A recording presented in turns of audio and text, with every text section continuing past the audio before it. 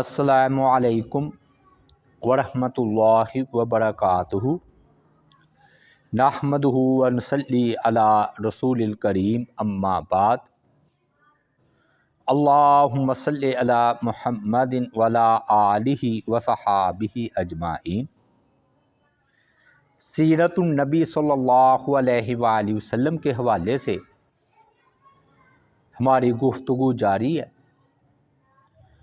اور ہم معراج کا بیان کر رہے ہیں،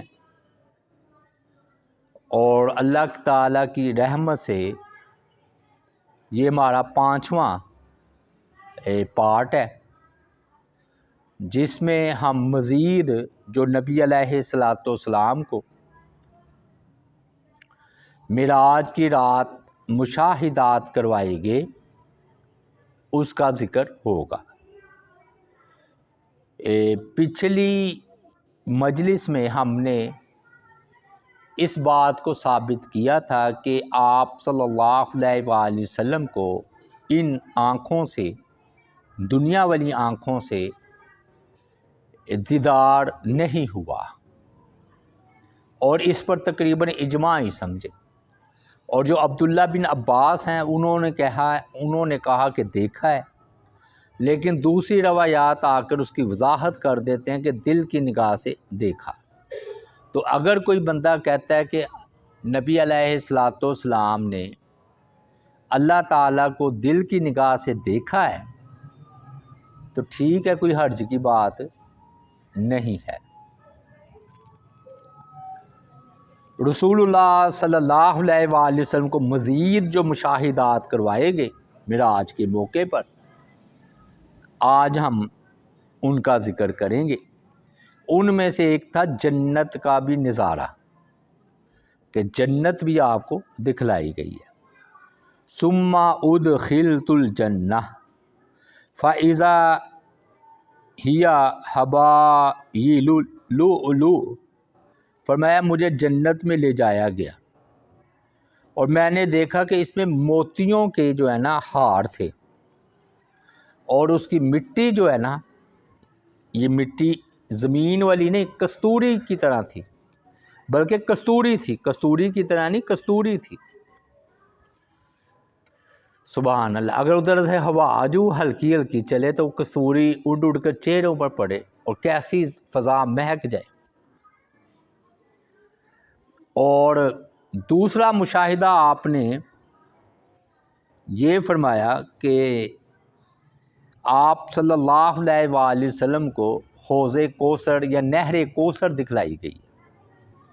چنانچہ آپ نے فرمایا کہ میں نے جب جنت کی سیل کرتے کرتے ایک نہر پر پہنچا، جس کے دونوں کنارے جو ہے نا موتیوں کے خیمے تھے، قبہ خیمے کو کہتے ہیں نا، قبے تھے، خیمے تھے، لیکن موتیوں کے۔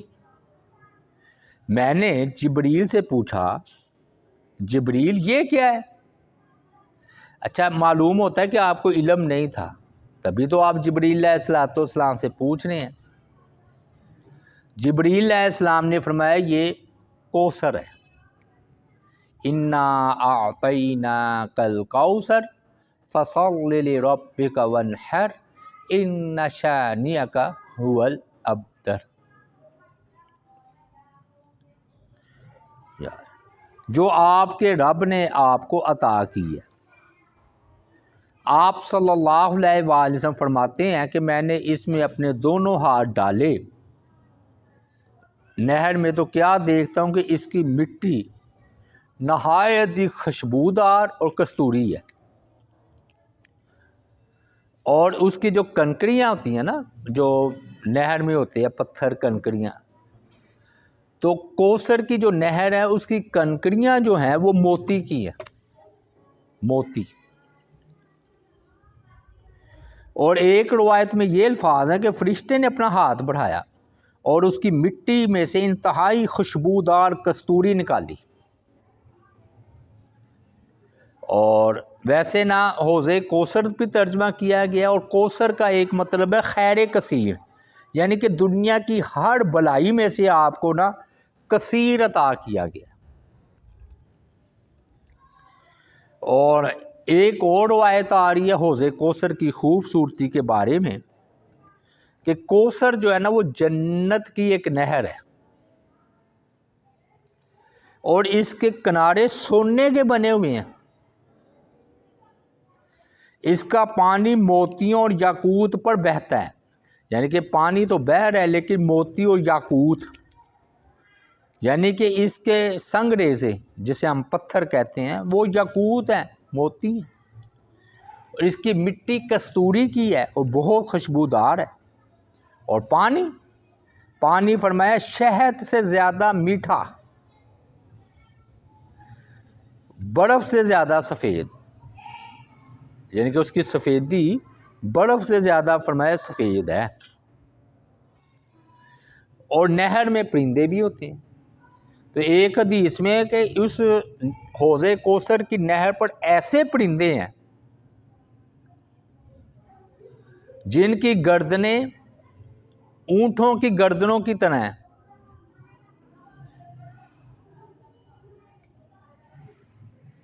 جس کی گردنیں اونٹوں کی گردنوں کی طرح ہیں، یعنی کہ بڑے بڑے پرندے۔ حضرت عمر رضی اللہ تعالیٰ عنہ نا سن رہے تھے یہ، تو انہوں نے یہ سن کر کہا وہ تو پھر پرندے بڑے خوش و خرم ہوں گے، بڑے بڑے۔ تو آپ صلی اللہ علیہ وآلہ وسلم نے فرمایا انہیں کھانے والے اس سے بھی زیادہ خوش خرم ہوں گے، سبحان اللہ۔ تو یہ حوض کوثر دکھلائی گئی کہ اس کے پتھر یاقوت اور مرجان کے ہیں، مٹی کستوری کی ہے، اور کبے بنے ہوئے ہیں موتیوں کے، اور دونوں کنارے ہیں سونے کے، اور پانی شہد سے زیادہ میٹھا ہے اور برف سے زیادہ سفید ہے۔ پھر دوسرا ایک اور مشاہدہ کیا، سیدنا بلال رضی اللہ تعالی عنہ کی آواز سنی جنت میں، کہ آپ نے فرمایا کہ جنت کی میں سیل کر رہا تھا کہ مجھے نا آہٹ سنائی دی، میں نے پوچھا جبریل یہ کیا ہے؟ تو انہوں نے فرمایا کہ یہ جو آپ کا مؤذن ہے نا بلال رضی اللہ تعالی عنہ، یہ ان کی آہٹ یا ان کی آواز ہے۔ تو آپ صلی اللہ علیہ وآلہ وسلم نے معراج سے واپس آ کر لوگوں کو اس واقعے کی اطلاع دی اور فرمایا کہ بلال جو ہے نا کامیاب ہو گئے ہیں، میں نے تو ان کو جنت میں ایسے ایسے دیکھا گویا پکی جنت۔ اور ویسے بھی جو تکالیف آپ دیکھ لیں کہ جو بلال رضی اللہ تعالیٰ نے اٹھائی ہیں، حالانکہ رخصت تھی، اللہ تعالیٰ نے سورہ نحل میں فرمایا کہ اگر تم پر بہت زیادہ ظلم و ستم ہو اور تم اپنی زبان سے کلمہ کفر کہہ دو، شرط یہ ہے کہ تمہارے دل میں ایمان ہو، یہ نہیں کہ دل ہی کھول دیا دل ہی سے مان لیا، نہیں، دل میں اسی طرح ایمان ہو تو اللہ معاف کرنے والا۔ لیکن بلال رضی اللہ تعالیٰ عنہ نے عزیمت کو اختیار کیا، رخصت کو نہیں، تو اللہ نے اجر بھی کتنا دیا۔ اور حضرت عمر رضی اللہ تعالی عنہ جب خلیفہ تھے تو بلال رضی اللہ تعالی عنہ کے بارے میں جب بات ہوتی تو فرماتے کہ ہمارے سردار بلال، یعنی کہ ہمارے سردار، تو دیکھ لیں کتنی اللہ تعالیٰ نے ان کو، اور یہ نا مؤذن کے نا سردار ہوں گے قیامت والے دن، یعنی کہ جتنے بھی اذانیں دینے والے نا ان کی امامت یہ بلال رضی اللہ تعالی عنہ جو ہیں وہ کریں گے۔ بہرحال ہمارا یہ مقصد نہیں کہ ان کی شان بیان کرے، تو دیکھیں جنت کی آہٹ سنیے۔ یہاں پر پھر وہی میں نا ایک نکتہ حل کرتا چلا جاؤں۔ عبداللہ بہاولپوری رحمۃ اللہ علیہ نے نا اپنی کتاب سمع موتا میں اس کا ذکر کیا ہے۔ عام طور پر پیچھے آیا تھا کہ بریلوی علماء کہہ دیتے ہیں دیکھیے جی حضرت موسیٰ علیہ السلام کو قبر میں نماز پڑھتے ہوئے دیکھا تو وہ تو زندہ ہیں، نماز پڑھ رہے ہیں، یہ وہابی کیسے کہتے ہیں قبر میں کچھ نہیں ہے، مر کر مٹی میں مٹی ہو گیا؟ تو اس کا پہلا جواب تو یہ ہے کہ توبہ نعوذ باللہ، کون کہتا ہے کہ قبر میں زندگی نہیں ہے؟ یہ تو کافر کہتے تھے مر کر مٹی میں مٹی ہو گیا، کوئی جہان نہیں۔ ہم کہتے ہیں بھائی جہان دوسرا ہے، زندہ ہیں۔ دیکھیے نا، وہی موسیٰ علیہ السلام بیت المقدس میں نبی علیہ السلام کے پیچھے نماز پڑھ رہے ہیں، اور وہی حضرت جو ہے نا موسیٰ علیہ السلام آسمانوں پہ بھی ملاقات کر رہے ہیں، اور وہی موسیٰ علیہ السلام نمازوں میں تخفیف بھی کروا رہے ہیں۔ تو پھر کیا کہیں گے؟ بھی اللہ نے دکھایا، معجزہ ہے، معجزہ عقل میں نہیں آتا۔ اور اگر آپ زیادہ اصرار کرتے ہیں کہ بھئی دیکھیں جی قبر میں زندگی ہوتی ہے، تو وہ جہان دوسرا ہے، ورنہ شہید کی بیوی بیوہ کیوں کہلاتی ہے، بچے یتیم کیوں کہلاتے ہیں، اور ان کی وراثت جو ہے وہ تقسیم کیوں ہوتی ہے؟ معلوم ہوا کہ جہان دوسرا ہے۔ اور یہاں پر میں نے کیوں بیان کیا بلال رضی اللہ تعالی عنہ کی طرف؟ اب ہم آتے، جب آہٹ سنی نا بلال کی جنت میں، تو بلال ادھر تھے؟ نہیں، وہ تو نبی علیہ السلام نے آ کر بتایا ہے بلال ہم نے تیری آہٹ سنی ہے، پھر ان کو پتہ چلا ہے۔ تو اس لیے یہ بڑھا جی ان کی بڑی شان ہے۔ اب نا پھر نبی علیہ السلام نے معراج کی رات ایک خوشبو بھی جو ہے نا محسوس کی، کہ ایک جگہ پر نا آپ کو بڑی پیاری خوشبو آئی۔ آپ نے فرمایا جبریل یہ کون ہے؟ یہ کیسی خوشگوار مہک ہے، خوشبو ہے؟ تو جبریل علیہ السلام نے کہا یہ فرعون کی بیٹی کے سر پر کنگھی کرنے والی خاتون ہے نا، آیا کہہ لیں، ملازم کہہ لیں، یہ وہ اور ان کی اولاد، ان کی یہ خوشبو ہے۔ تو نبی علیہ السلام نے پوچھا کہ اے جبریل اس کا واقعہ کیا ہے، قصہ کیا ہے؟ تو جبریل علیہ السلام نے پھر اس آیا کا سارا قصہ جو ہے وہ بیان کیا ہے۔ جبریل علیہ السلام نے کہا ایک دن ایسا ہوا کہ فرعون کی جو بیٹی تھی وہ نا اس کے نا کنگھی کر رہی تھی، آیا کہہ لیں، آیا کہتے ہیں نا، آیا کہہ لیں۔ اچانک نا آیا کے ہاتھ سے وہ کنگھی گر گئی، تو اس نے نا بے اختیار کہا بسم اللہ، کہ اللہ کے نام کے ساتھ۔ فرعون کی بیٹی چونک پڑی اور اس نے اس سے پوچھا اس کا کیا مطلب ہے؟ تمہاری مراد میرے باپ کا نام ہے؟ فرعون آیا نے جواب دیا بلکہ میرا اور تیرے باپ کا رب تو اللہ ہے، جو میں نے نام لیا نا بسم اللہ، اللہ ہی فرعون کا بھی رب ہے اور میرا بھی رب ہے۔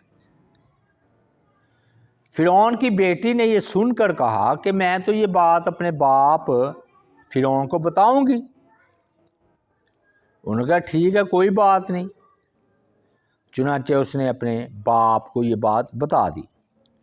فرعون غصے میں آ گیا، طیش میں آ گیا۔ اس نے فوراً خاتون کو دربار میں طلب کیا اور اس سے پوچھا اے عورت تیرا میرے سوا کوئی رب ہے؟ اس نے نہایت ہی جرأت بہادری سے کہا ہاں میرا اور تیرا دونوں کا رب اللہ ہے۔ یہ سن کر فرعون کو اتنا غصہ آیا کہ اس نے تانبے کی بڑی دیگ کو خوب تپانے کا حکم دیا کہ اس کے نیچے آگ روشن کی جائے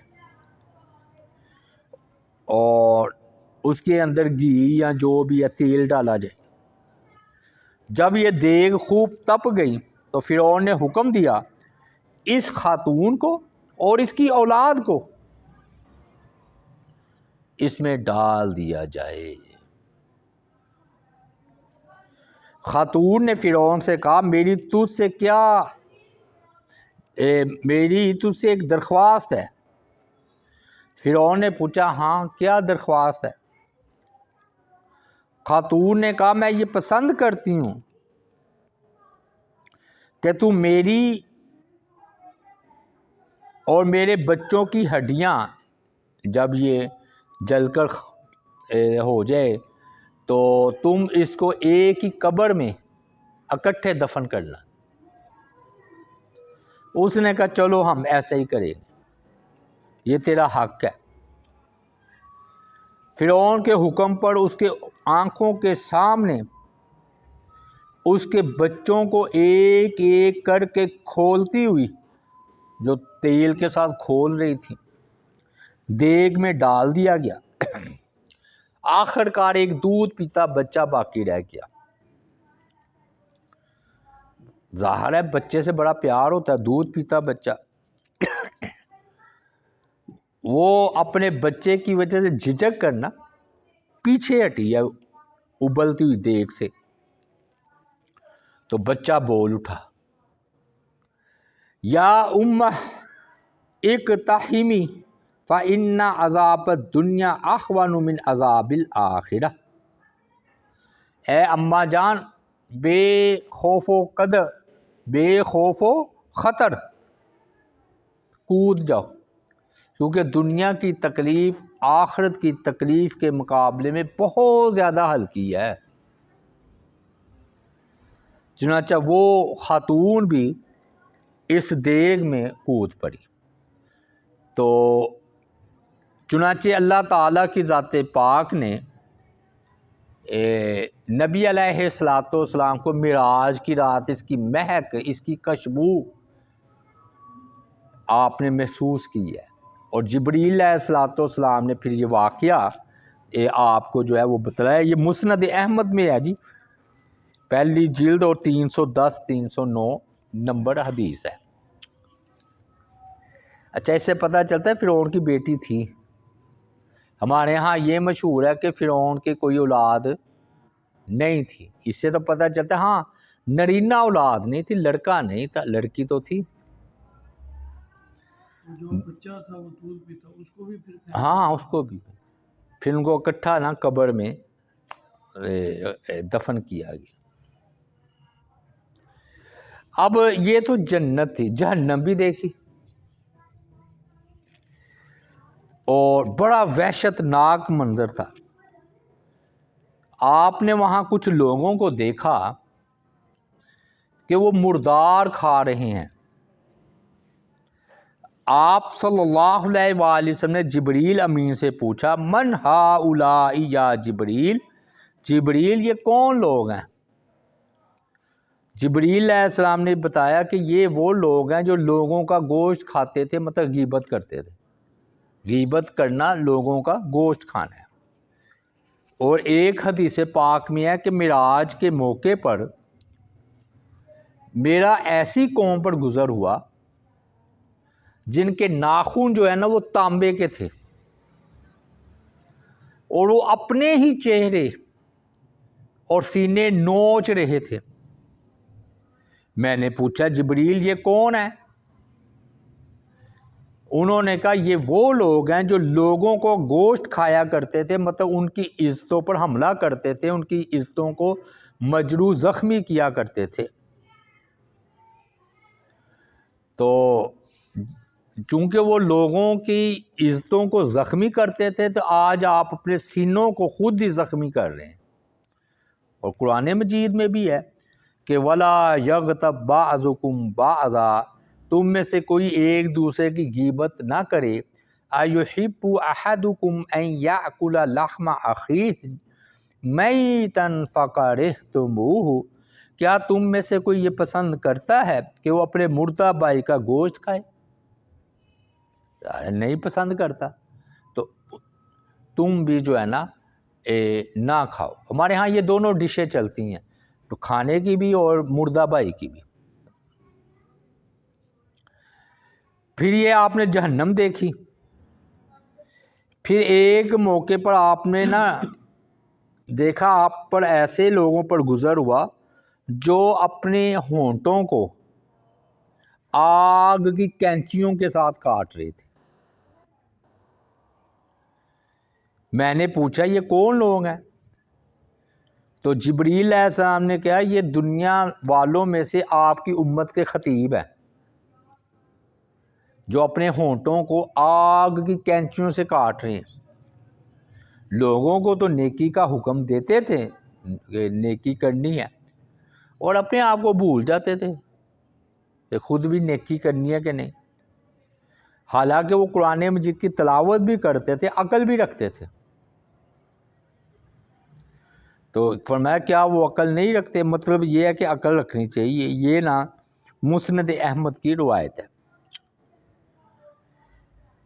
پھر رسول اللہ صلی اللہ علیہ وآلہ وسلم نے دروغ جہنم، یعنی کہ جہنم کا جو فرشتہ ہے نا، جو اس کا نام ملک ہے، مالک اس کا نام ہے، جہنم کے جو فرشتہ ہے نا اس کا نام مالک ہے، دروغہ۔